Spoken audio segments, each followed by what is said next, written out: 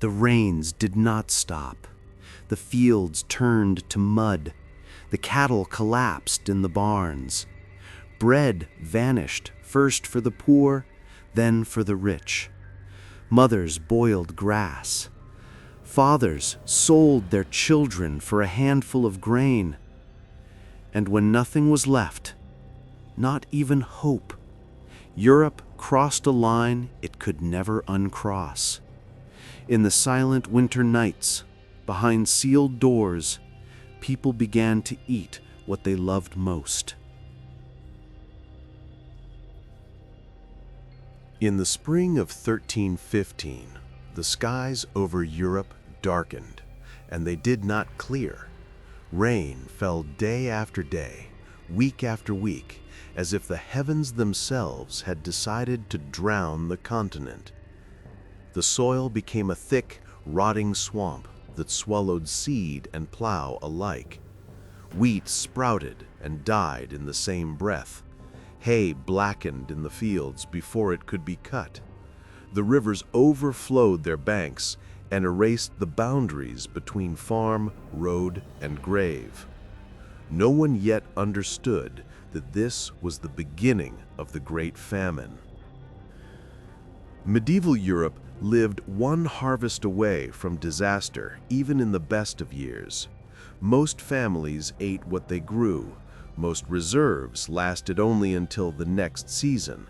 When the crops failed in 1315, people tightened their belts and prayed for better weather. When the crops failed again in 1316, prayer turned into fear.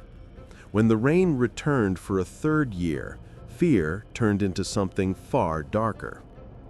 Livestock began to die in massive numbers. Sheep rotted where they stood from disease. Cows collapsed in flooded pastures. Chickens vanished into empty barns. Without animals, there was no milk, no meat, no manure to renew the poisoned soil. The balance that had kept people alive for generations cracked all at once. Grain prices exploded beyond anything memory could recall. In some regions, the cost of bread rose by 300% within months. A loaf that once fed a family for a day became a luxury only the richest could afford. The poor sold their clothes, their tools, their land, and finally themselves for food. Beggars flooded the roads between villages like human shadows. Hunger is not a single sensation. It unfolds in stages.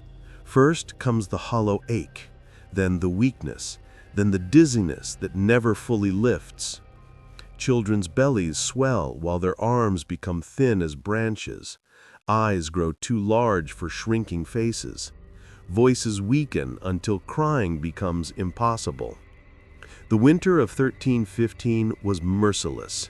Snow covered fields that had already yielded nothing. Families huddled around dying hearth fires with empty stomachs and frost-bitten hands. By spring, bodies were already piling at the edges of starving villages. There were not enough living to dig graves for the dead. Desperation drove people into acts once unthinkable. Bark was scraped from trees and ground into bitter flour. Weeds were pulled from ditches and boiled into gray soup. Old leather belts were softened in water and eaten for their faint animal fat. Still, the hunger did not loosen its grip. Crime rose with starvation. Storehouses were raided. Bakers were attacked in the streets. Travelers were murdered for whatever food they carried. Local justice collapsed because sheriffs and guards were starving too. The law became a rumor whispered by people too weak to enforce it. By 1316, the famine had spread across England, France, the Low Countries, Germany, and deep into Scandinavia. Entire regions began to lose a tenth, then a fifth, then a quarter of their population. The dead were not taken by one swift calamity, but by a slow, mechanical erasure. Day after day, mouth after mouth ceased to breathe. The church declared days of fasting and prayer, but fasting had already become the law of existence. Processions of skeletal figures walked behind wooden crosses through drowned fields, begging God for mercy. The rain continued to fall. Royal treasuries emptied as kings attempted to import grain from distant lands, but the roads were broken, the rivers impassable, and the ships too few. Even when food arrived, it vanished into riots and chaos before it could save more than a fragment of the starving. Parents watched their children weaken beyond recognition. Infants stopped crying because they no longer had the strength. Older children wandered away from their homes in search of food and never returned. The family, the final shelter of medieval life, began to fracture under the weight of hunger. By the end of the second year, the famine no longer shocked anyone. It simply ruled. By 1316, hunger had stripped away the last illusions of order. What had once been hidden behind ritual and law now lay exposed in raw human need. Villages that had existed for centuries fell silent within months. Smoke no longer rose from their chimneys. The wells went unused. The fields turned back into wilderness as surely as if war had passed through them. The body adapts to starvation in terrible ways. People learned to live on a few mouthfuls a day. Muscles wasted. Teeth loosened. Fevers followed weakness. The smallest wound became an invitation to death. Disease flourished among the starving, riding on bodies already collapsing. Dysentery, typhus, and unknown fevers swept through settlements that had no strength left to resist them. Social boundaries dissolved under the pressure of hunger. The poor broke into manor houses. The wealthy bribed their own guards for protection. Grain caravans moved only under armed escort and were still attacked. Markets turned into battlefields where bread was fought over with knives. The smell of death became as common as the smell of rain. In the countryside, entire families disappeared, not through migration, but through extinction. The household would weaken together, starve together, and die together. Sometimes neighbors discovered the bodies only when the stench forced them to look. Sometimes no one came at all. Children suffered most. Their bodies could not endure the long arithmetic of deprivation. Infants died first, then toddlers, then those old enough to understand that they were dying. Parents watched their sons and daughters fade like candles in wind they could not block. Many lost the will to speak. Some lost the will to remain human. Chroniclers began to record what polite society would never admit aloud. They wrote of people eating cats, dogs, rats. They wrote of bodies stolen from graveyards and cut apart in secrecy. They wrote of travelers who vanished on lonely roads and were never found again. Each sentence trembled under the weight of what it implied. The famine did not strike evenly. Some regions held on longer than others, but none were spared completely. Even monasteries, once islands of stability, ran out of stored grain. Monks who had vowed poverty now tasted true deprivation. Many died in prayer, ribs visible through their robes. Royal power proved almost meaningless against the scale of the disaster. Kings issued edicts against hoarding and price gouging, but hunger ignored parchment. Executions for theft did nothing to stop theft when death by starvation was already certain. Authority decayed alongside flesh. By the third winter, starvation had crossed into madness for some. Chroniclers described people wandering naked through forests, stripped of reason as well as clothing. Others sat unmoving beside empty hearths until their hearts failed. The famine was not only killing bodies, it was eroding minds. The sounds of medieval life faded. No songs rose from taverns, no bells rang for festivals. Even funerals became rare, not from respect, but from exhaustion. There were too many dead to honor properly. And beneath all of it moved a deeper horror, one that few dared to name. Hunger does not only take life, it tempts those who remain alive to survive at any cost. By 1317, the famine had devoured more than bodies. It had devoured shame. What had once been an unthinkable boundary collapsed in whispers first, then in acts too widespread to deny. The chronicles grew darker, their ink strained to record what society could no longer hide even from itself. In scattered villages across France and the Empire, rumors hardened into testimony. A desperate mother boiled leather from old harnesses and shoes until it dissolved into bitter paste. When even that failed, she watched her children starve and made a choice that would damn her soul in every sermon ever preached. Others followed, not because they were monsters, but because hunger had burned away every moral certainty they had ever known. Graveyards were no longer sacred. Fresh soil was disturbed at night. Families buried their dead secretly or guarded graves with what strength they had left. In some regions, officials ordered bodies to be watched until decay made them unusable. Even then, theft continued. Desperation learned quickly. Travelers disappeared with terrifying regularity. Roadside robberies no longer ended with stolen coins. They ended with no body left behind. The forests swallowed both predator and prey. Wolves grew bold from feeding on the unburied dead. Then men began to resemble wolves in more ways than one. Parents turned on one another inside freezing huts. Husbands abandoned wives. Wives abandoned husbands.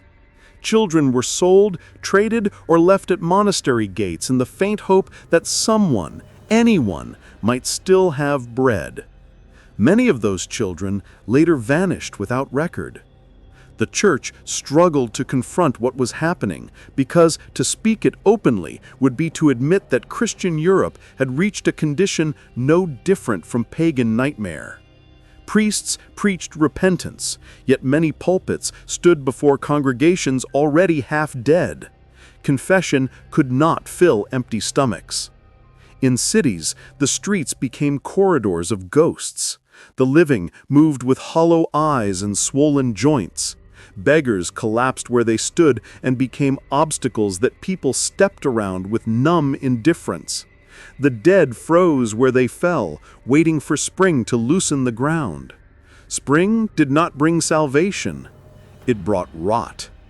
Snow melted to reveal thousands of corpses preserved in winter's cold, now opening in the weak sunlight. Wells turned foul. Rivers carried sickness downstream.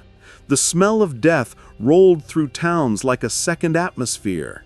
Entire districts were abandoned because no one could endure the stench any longer. Those who still possessed food became targets. Armed bands of starving men roamed the countryside, attacking estates, granaries, caravans. Feudal order collapsed village by village. Some lords fled. Others were slaughtered by their own tenants. Hunger made revolution without ideology. The famine reshaped the map, not by borders, but by absence. Regions that had once been dense with farms became silent fields choked by weeds. The rhythm of sowing and harvest was broken.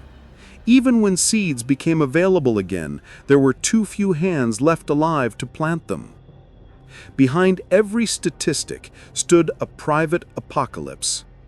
A father who buried 3 sons in a single week. A woman who woke beside the body of her husband and did not have the strength to cry. A child who learned the taste of death before learning the meaning of mercy. And through all of it, Europe waited for relief that seemed as distant as heaven itself. Relief did not arrive as a miracle. It arrived quietly, almost shamefully, as if even nature were embarrassed by what it had done. By the summer of 1318, the rains finally weakened. The skies that had crushed Europe for years grew hesitant, then mercifully dry. Crops rose again from soil that had been fed more by bodies than by seed. But the hunger had already rewritten the world. Villages that once rang with church bells and market noise stood half empty. Roofs sagged. Roads grew narrow as encroaching weeds swallowed them. Fields returned to grass because there were no hands left to claim them. Survivors moved through places that no longer felt owned by the living. Those who remained alive bore marks that never healed. Children who had watched their parents starve grew into adults who hoarded bread as if it were salvation made solid. Entire generations learned to fear abundance as something fragile, temporary, and suspicious. Even full stomachs were never truly full again. No empire collapsed from the famine. No king surrendered his crown. No battle marked its end. And yet its death toll exceeded most wars in medieval memory. Millions had vanished without monuments. The Great Famine left no victorious banners, only empty space. The church, shaken at its foundation, softened its language. Where once hunger had been explained as punishment, now it was spoken of as mystery. But among the people, faith itself had been altered. Some clung to God with renewed desperation. Others turned away silently, having prayed until nothing answered. Trade eventually returned. Grain ships docked again in northern ports. Prices fell. Markets filled. Bread reappeared in ovens that had been cold for years. Yet many who tasted it wept not from joy, but from grief for those who had not lived to see it.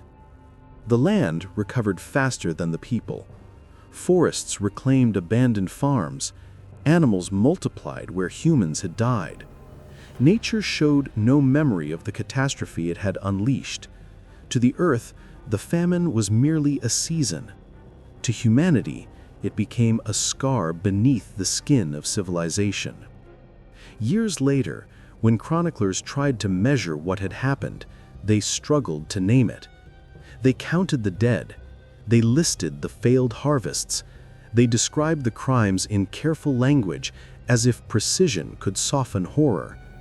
But no ledger could capture what it meant to watch an entire continent slowly forget what it was like not to be desperate. The famine did not end with a scream. It faded with a whisper. And in that whisper, medieval Europe learned a truth it would carry into every future disaster: that civilization is not shattered by invasion alone, nor by fire, nor by plague, but by the quiet moment when hunger erases what it means to be human.